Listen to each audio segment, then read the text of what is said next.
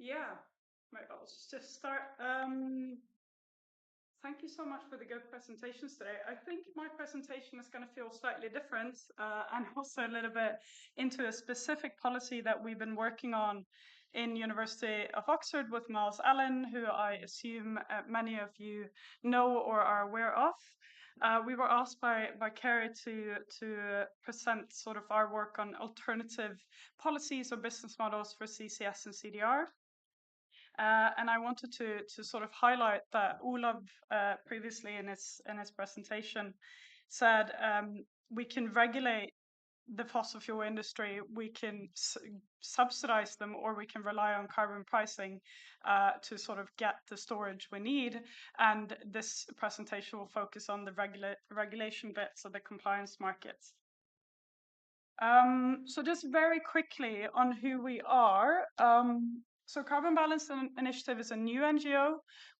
Our team were researchers at Oxford Net Zero, the research institute there, and we found sort of ourselves in a situation where our academic research or papers that we published weren't really reaching the decision makers or the wider ecosystems of topics that we worked on. So we founded the NGO to have sort of one foot within academia and one foot within the policy world. And we, as highlighted, we focus on the geological net zero and reaching geological net zero for the world and in target setting nationally, and then policy mechanisms to get us there. So I don't really need to speak about why geological storage matters, but I always want to start these conversations back to, we speak about CCS and CDR because we ultimately want to reach a goal. This is a figure that I've stolen from Miles Allen's presentation, but in medium technology neutral IPCC pathways, you do have two truths. You have to burn less. We know that we have to extract less and burn less, but we also know we need to store a lot more than what we're doing today. And the science is quite clear, and the net zero papers that have been sort of quite foundational on this is clear that this is not just any storage. We can't just reach any net zero. This is a situation of reaching geological net zero for the fossil and industrial emissions. So I'm highlighting three panels from a paper by Allen and other researchers, which was published in Nature last year. And it's really showing that on the panel E, there are various scenarios for stabilizing temperatures if you want, but there's only one that durably will get us to the goal that we've set ourselves in the Paris Agreement, and that's panel E, and where you can see the sort of first columns there of industrial activity, where you balance a like for like geological source CO2 emissions or production with geological storage or geological timescale storage. So that's quite important when we think about policy incentives. That's the world we have to reach, or that's the state we have to reach by 2050 and beyond. So what I'm speaking about is also connecting a little bit with this social engagement question or a public engagement question. And it's today's reality that we work with in Carbon Balance Initiative, but also a bit of the work we do at University of Oxford, is that there are sort of four brackets of problems or policy gaps that we see. So Jan Erik highlighted already, low and unstable carbon pricing is what we're seeing with various jurisdictions. We've worked quite a lot in the UK, and the UK ETS hasn't been the most confidence or brought the most confidence in its first years of inception. But they remain still too low, and they also remain too unstable to really incentivize the large capex investments that we know we need. We also need, as I showed in the IPCC pathway, it's not a little storage we need. We're talking gigatons globally. Europe obviously has its responsibility, but this is a very, very massive scaling and unprecedented scaling. And we've seen a lot happen in the last 2 years in Europe, but it's still not enough and going quickly enough. And too few FIDs and projects are actually signed or in the pipeline. So this is quite a big problem when we're talking about the ultimate goal of reaching net zero and stabilizing temperatures. The third policy gap or area that we highlight is over-reliance on public subsidies. So CCS projects mainly today, I think globally, but especially in Europe, is publicly subsidized. They have some level of government involvement. But we see a huge risk of government not being able to continuously support this. That it's fine for first of a kind projects. It's not fine for the medium to long-term scaling. And governments are fiscally constrained. It's sort of something we're seeing is does the government push in money in the healthcare sector or in military, or do they give billions to CCS industry? That sort of struggle will be more and more live, in our opinion. And then what we're seeing in the UK in particular is a public backlash and skepticism to the CCS industry, uh, resulting from the fact that governments are putting a lot of money into it. So the narratives and some of the media has been one on sort of CCS viability, but also why is government spending so much money on it?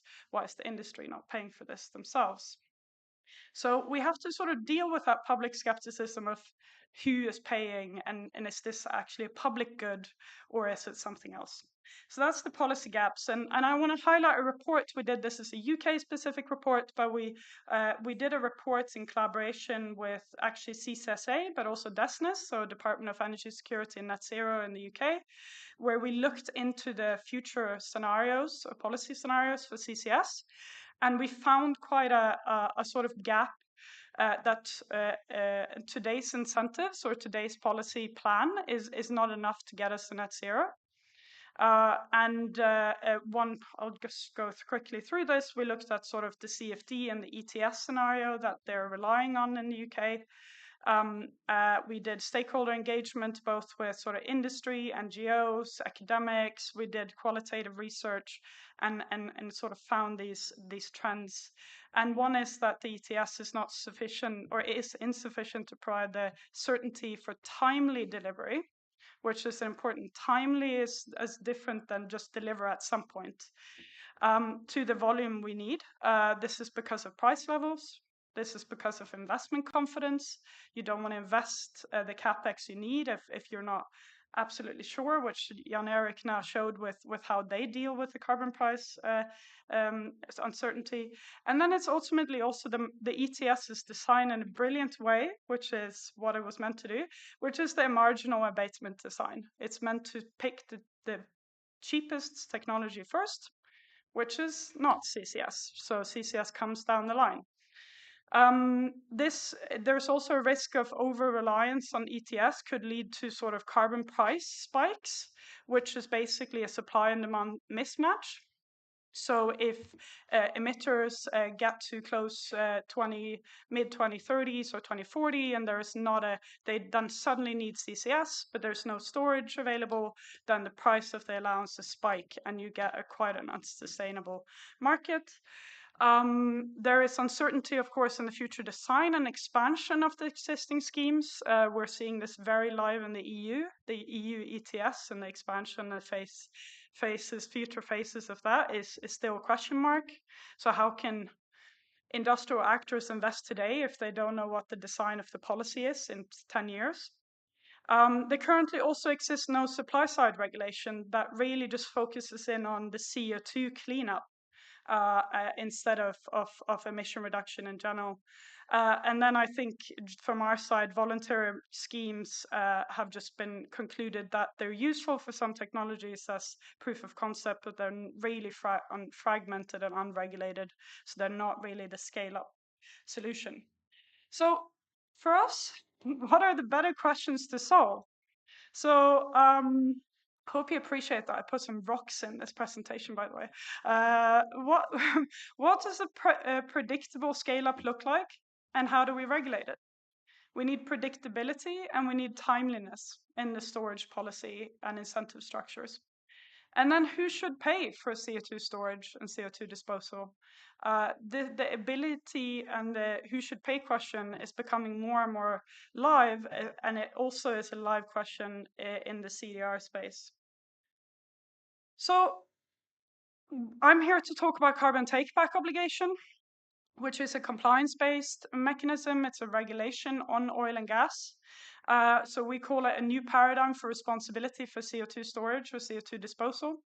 It's meant to complement existing climate policies and existing schemes, but the core idea is that as a license to operate condition, fossil fuel producers and importers must store permanently a rising percentage of the CO2 embedded in the products that they bring into the market. The principles behind this is the extended producer responsibility principle, which is not a new principle. It's applied in other sectors, electronics, plastics, waste, etc. And it's also based on the ability to pay principle. The fossil fuel sector is one of the sectors with the largest profit margins. The mechanisms, and I won't go too much into the design, I could talk about that in the panel if you're interested, but the mechanism is based around you have tradable storage certificates to create that market's efficiency. So you can create storage capacity and you can sell that storage capacity to those who are obligated. There is a progressive scaling, as I said, so we could start with a 5 or 10% obligation in 2030 and then scale it up towards 100% by net zero, which is what you need to reach geological net zero. There's, of course, the legal compliance element of this, penalties if not complying, but then also storage, that storage development or deployment becomes predictable because you know that they will be complying to this in a predictable way based on their production levels over time. So it interacts and complements with existing tools and or mechanisms that we have in the system. So it's really important to emphasize that it's not meant to replace anything, as in it's not meant to replace the ETS, for example, because in our models, when we run this, that leads to a very suboptimal outcome. So that's not what it's meant to do. And ultimately, what we think this creates is predictable demand for CO2 storage and transport. And ultimately enabling this final durable balance. So I've added in a sort of explaining figure here, but you can see sort of the flow of upstream regulated entity is now the black lines is what you're seeing currently. That's where the CO2 goes from extractor to emitter to consumer to atmosphere. And the CO2 is the blue lines, where you get CO2 from industrial sources, or you get it from direct air capture or other types of CDR, and then you ultimately store it and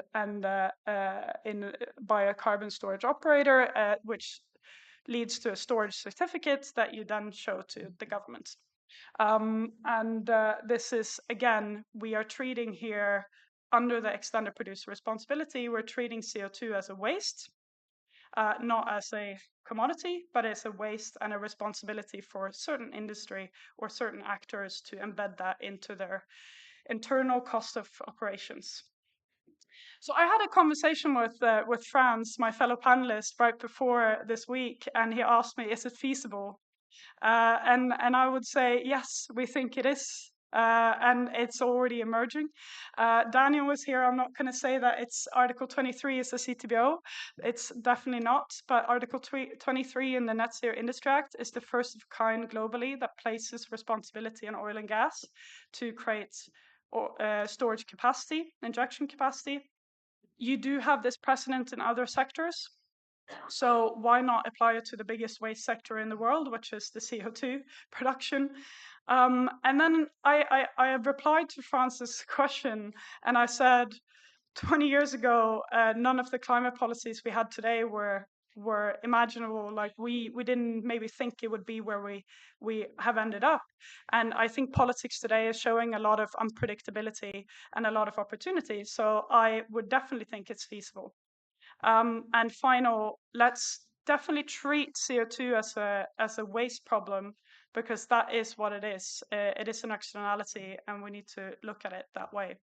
So my final message is we have compliance mechanisms already for curbing emissions, for emission reductions. So we need to start looking at compliance mechanisms for specifically CO2 cleanup. Thank you.